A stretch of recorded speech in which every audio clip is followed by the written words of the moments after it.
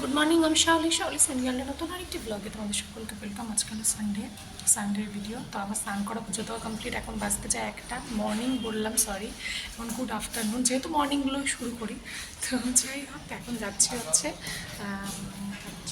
এর সাথে যাচ্ছি, কী বলে, বাড়িতে যাচ্ছি। বাড়ি যাওয়ার কারণটা তোমাদেরকে পরে বলছি। তো চলো, আমি একাই যাচ্ছি। তো চলো আগে যাই, তারপরে তোমাদেরকে বলছি কেন যাচ্ছি।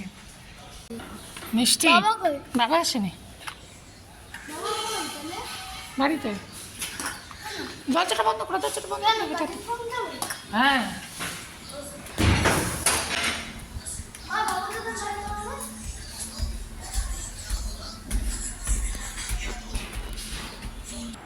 এখন হচ্ছে তোমাকে দেখাচ্ছে না, এখন হচ্ছে এটা খাচ্ছি। এটা হচ্ছে কালকে ইস্কন মন্দিরে গেছিলাম, এখান থেকে আনা যে গজা একদম এগুলো। হ্যাঁ, এটাকেও গন্ধ নেই অনেক দিনের, একদম ফ্রেশ। আর ভিড় হয় না। আচ্ছা, কেন আসছে? আচ্ছা, আমি দুপুরে খাবার নিয়ে যাবো ওর জন্য। তো মটন আনা আছে, ওকে বানাবো। তো ওই জন্য আসলাম, ভাবলাম একটু আগেই যাই, এখানে একটু হেল্প করে যাবে, আর হচ্ছে নিয়েও যাবো। আকাশের অবস্থা বলা যায় না, এখনই ভার হয়ে আছে। তখন আমার জন্মের গান থেকে যেতে যেতে পুরো ভিজে গেছি, জানো, ও পুরো ভিজে গেছে একদম। আমি তো পিছনে ছাতা খুলে বসছি, তাও যখন মাকে ফোন পাওয়া তোর মা গেছে না, বলছে নাকি বেঁচে নাকি ঠিক নেই, মনে হয় যাইতে পারে না। হ্যাঁ, করলো না।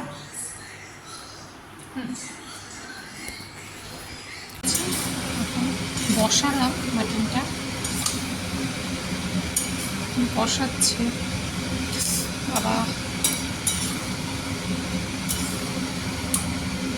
তো ভাবছি তারপরে প্রেশার কুকারে দেবো, না আমার টাইম লাগবে, অতটা টাইম নেই। কষুক এখন।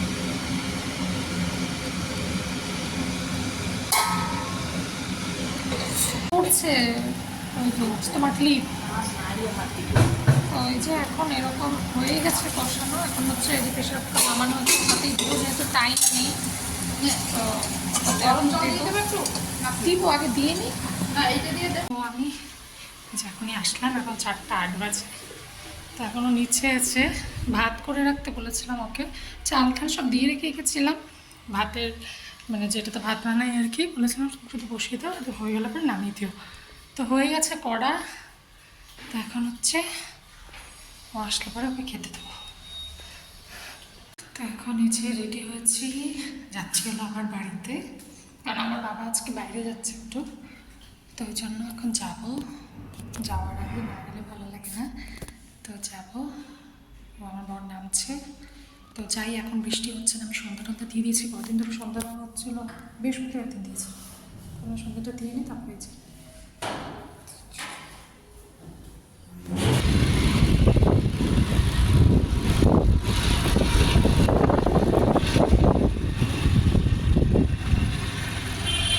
জাস্ট বেরোলো।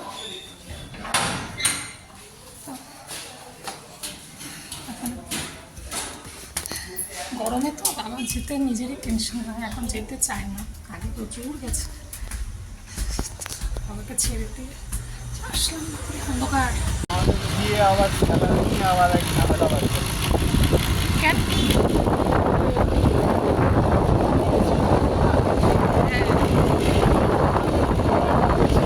তো আমরা বাড়িতে চলে আসলাম, বেশিক্ষণ হয়নি, দেরি করে আসলাম যেহেতু বাবা গেছে।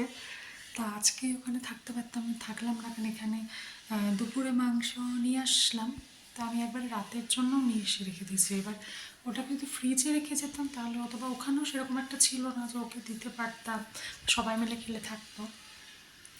তো যাই হোক, ওরকম ভাবা চিন্তা করে আমার ঠিক আছে, আজকে রাত্রিটা থাকতে পারছি না, ঋষিরূপ আছে, আর বাড়িতে ভাড়াটিয়া ওরাও আছে, তো সেরকম কোনো অসুবিধার কিছু নেই।